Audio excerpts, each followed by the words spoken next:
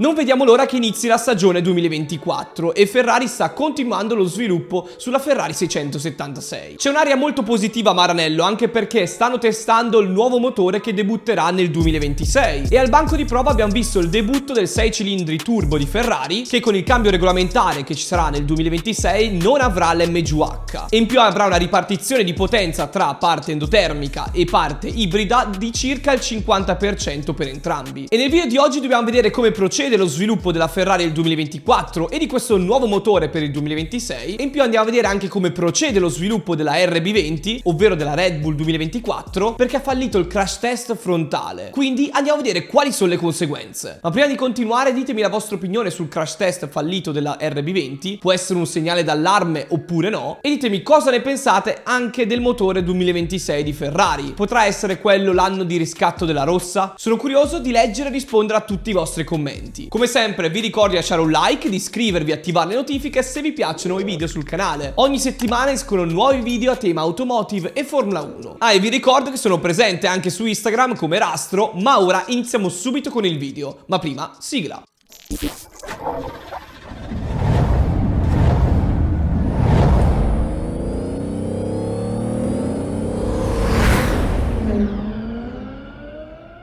Prima dello stop imposto dalla FIA per le vacanze natalizie, dove i team non possono più lavorare sulle monoposto per un periodo di tempo, fino alla riapertura di gennaio, avevamo sentito il primo gemito del motore 2026 di Ferrari. Infatti ci sono stati i primi test della parte endotermica del motore che vedremo nel 2026 e che ha dato dei riscontri positivi a Maranello. E questo significa che la sperimentazione pura portata avanti da Enrico Gualtieri è stata completata e ora inizia la fase di sperimentazione di Wolf Zimmermann, che riguarderà più la parte ibrida del motore. Perché ricordo, con il cambiamento regolamentare dal 2026 in poi avremo la parte ibrida che raggiungerà circa il 50% e quindi ci sarà una riduzione drastica della parte endotermica del motore e questo significa che bisogna ricostruire il motore da capo e ci vorrà tanto studio dietro, sia per rendere molto efficiente la parte ibrida ma anche per andare a rifare il disegno aerodinamico della vettura, che cambierà soprattutto nella parte posteriore. Ma non solo, le norme approvate dalla FIA hanno vincolato maggiormente i team nella scelta dei materiali e dalle soluzioni utilizzate sulla parte endotermica e quindi sappiamo che l'unità endotermica sarà molto grezza e molto standardizzata tra i diversi team perché deve stare all'interno di un certo perimetro. Insomma, detta in tutta franchezza, non ci sarà tanto margine di sviluppo sulla parte endotermica rispetto invece a quella ibrida, che sarà meno vincolata dal regolamento tecnico. Ma attenzione che non dobbiamo pensare che questo vincolo della FIA fermerà i team, continueranno nell'evoluzione tecnologica dei motori anche a livello meccanico, perché tutte le nozioni acquisite in questi anni con i motori turbo permetterà delle vie di sviluppo molto interessanti nonostante il regolamento molto stringente. Infatti la parola chiave sarà non tanto potenza ma più efficienza del motore. Sarà quello il punto chiave su cui i team devono lavorare per essere i migliori. Non ci sarà più l'MGUH e ci sarà l'obbligo di mettere l'MGUK all'interno del telaio per motivi di sicurezza. Quindi nel motore a 6 cilindri vedremo un packaging molto diverso rispetto ai propulsori ibridi che abbiamo visto finora. Ferrari sta dedicando tanta attenzione alla fase di combustione perché nel 2026 cambierà drasticamente con l'utilizzo di carburanti a impatto zero, con l'introduzione dell'e-fuel o biofuel, e il cavallino sta beneficiando della collaborazione stretta con AVL, il centro di ricerche di Graz, che ha acquisito diverse informazioni sul know-how dei motori ibridi. Insomma, questo primo test del motore 6 cilindri che vedremo nel 2026 ha dato esiti positivi. In più sappiamo che non sarà l'unica versione testata da Ferrari, ma ce ne saranno diverse fino ad arrivare all'evoluzione definitiva, che sarà quella scelta per la stagione con il cambiamento regolamentare. Parlando sempre di Ferrari, ci saranno delle riunioni importanti a gennaio, dove Vasseur e gran parte dei membri della gestione sportiva saranno richiamati per organizzare il 2024, soprattutto del livello di competitività, l'impostazione lavorativa, ma soprattutto del piano di update che vedremo nel 2024. Quali aggiornamenti arriveranno sulla rossa, in che periodo dell'anno, soprattutto per essere efficienti nei primi mesi del 2024, dove è importante capire i punti di forza e i punti deboli della vettura e cercare di migliorarla sempre di più. Continuerà anche il lavoro al simulatore che ci darà dei riscontri rispetto ai dati raccolti in pista nel 2023. Ricordiamo sempre che i dati al simulatore sono importanti, ma non abbiamo dei riferimenti con gli avversari, non sappiamo quanto migliorano gli altri, quindi è difficile prenderli come riferimento. Secondo Vasseur la stabilità regolamentare è un vantaggio per Ferrari perché porterà a lungo lungo andare una convergenza prestazionale, vedremo se il team principal della rossa avrà ragione o meno. Fatto sta che dall'altra parte in Red Bull c'è ancora Adrian Newey, che continuerà a sviluppare Red Bull nel migliore dei modi, trovando sempre delle soluzioni innovative. Una cosa è certa, avremo delle risposte definitive quando vedremo la nuova Ferrari in pista. Prima la vedremo nella presentazione del 13 febbraio e uno dei limiti più importanti che abbiamo visto nel 2023 sono le prestazioni della Ferrari con i serbatoi pieni. Quindi a inizio gara, quando la macchina ha un'altezza terra diversa rispetto alla macchina con serbatoio scarico, quindi in prestazione a qualifica, e quello sarà un punto chiave da risolvere: mantenere un carico aerodinamico omogeneo con la macchina con tanta benzina e poca. Sicuramente questo deriva da dei limiti del telaio stesso della SF23, che verranno modificati per la macchina della stagione 2024, e oltre a questo verranno modificati, come abbiamo detto, a sospensione posteriore. Tutta la parte posteriore servirà per dare più flussi d'aria al diffusore e al fondo, che sono gli elementi chiave per generare carico, e avremo anche una modifica della sospensione anteriore, simile a quella di Red Bull. Vedremo se Ferrari troverà anche delle soluzioni innovative, oltre a queste che verranno riprese dal team di Milton Keynes. Fatto sta che la Ferrari subirà delle modifiche aerodinamiche importanti per generare più carico aerodinamico nei curvoni veloci, avere un carico omogeneo, quindi un'altezza terra costante, mantenendo al tempo stesso i punti di forza della SF23, ovvero la velocità sul rettilineo e la forza in frenata e in accelerazione. I piloti continuano nello studio anche degli avversari, come ha detto lo stesso Carlos Sainz. Verstappen rimane un riferimento, guardare i suoi inboard, studiare quello che fa lui, capire dove riesce a fare la differenza, perché sì, in Red Bull la differenza la fa la macchina e anche il pilota, e Sainz è uno di quei piloti che studia sempre gli avversari, a partire da Verstappen ma anche lo stesso Leclerc. Lui ha messo anche lo stesso Norris, Russell, Hamilton, per cercare di migliorare il suo stile di guida, che sappiamo è nettamente diverso rispetto a quello di Leclerc, quindi magari cercherà di prendere qualcosa dal monegasco per riuscire ad adattarsi al suo stile di guida. Vedremo le nuove macchine di Mercedes e McLaren il 14 febbraio, quindi a San Valentino, il giorno dopo della presentazione di Ferrari. E ora arriviamo al punto chiave del video. Infatti prima di Natale il team campione del mondo ha sottoposto al crash test il primo telaio 2024 alla prova dinamica frontale di omologazione a Cranfield, e il muso non avrebbe adeguatamente assorbito l'energia, causando anche un danno alla scocca. A Milton Keynes hanno lavorato tanto per cercare di alleggerire il peso anche di questa RB20, per portarla al limite, e quindi questa prova fallita non è un campanello d'allarme per Red Bull, diciamolo subito. La prova verrà ripetuta con una pelle di carbonio in più, ma sicuramente il fatto che la fabbrica deve essere chiusa per le vacanze di Natale, vincolo imposto dalla FIA, non permette di rispettare i programmi imposti da Red Bull. Dovranno aspettare l'anno nuovo per ripetere questo crash test. Sappiamo che Red Bull dovrebbe presentare la macchina intorno al 10 febbraio, vedremo se scalerà la data di presentazione per questo problema. Secondo me no, ma vedremo nel corso delle settimane. Fatto sta che questo sicuramente rallenta i programmi di Red Bull, ma non è un segnale negativo per Red Bull, anzi forse lo è più per gli avversari, nel senso che stanno andando talmente al limite che hanno anche fallito il crash test. Infatti Red Bull non è nuova a questo tipo di situazioni, abbiamo già visto negli scorsi anni come più volte hanno fallito il crash test andando troppo al limite e poi in caso facendo un passo indietro, rendendo la macchina più sicura e quindi più resistente. È pensabile che per guadagnare peso la RB20 abbia un muso più corto o più scavato, visto che la vettura di Adrian Newey fino alla stagione 2023 era ancora sopra il limite di 798 kg di peso minimo, rispetto ad altri team che riuscivano a essere più leggeri attorno al peso minimo. Quindi a gennaio in Red Bull faranno un nuovo crash test del telaio, il secondo. Ovviamente gli avversari sperano che Red Bull abbia dei problemi, però dal mio punto di vista non ci saranno problemi su questo, e nel caso ci fossero sono sempre in tempo a fare uno step indietro, tornare alla versione precedente che comunque fino ad oggi è la migliore. E questo scenario ci mostra ancora una volta come Red Bull vuole andare sempre più al limite, spingersi sempre oltre per cercare di migliorare ogni volta, senza mai fermarsi. Questa è la filosofia del team di Milton Keynes, che ad oggi gli permette di essere i migliori in pista. Poi vedremo nel 2024. Fatto sta che queste cose possono succedere, è successo in passato anche a Ferrari e in questi giorni è successo a Red Bull. Ditemi nei commenti voi cosa ne pensate di questo crash test fallito di Red Bull. Secondo voi è un campanello d'allarme per il team di Milton Keynes, che avrà i suoi piani che sono in continuo ritardo, oppure pensate che faccia parte della fase di sviluppo della RB20? Sono curioso di leggere e rispondere a tutti i vostri commenti. Ditemi inoltre cosa ne pensate dello sviluppo di Ferrari in vista del 2024 e il primo motore del 2026. Siete carichi per la nuova stagione 2024 che inizia tra poco? Ditemi la vostra. Come sempre vi ricordo di lasciare un like, di iscrivervi e attivare le notifiche per non perdervi nessun video che esce qui sul canale. Ogni settimana escono nuovi video a tema automotive e Formula 1. Qui da Rastro è tutto, ci vediamo a un prossimo video.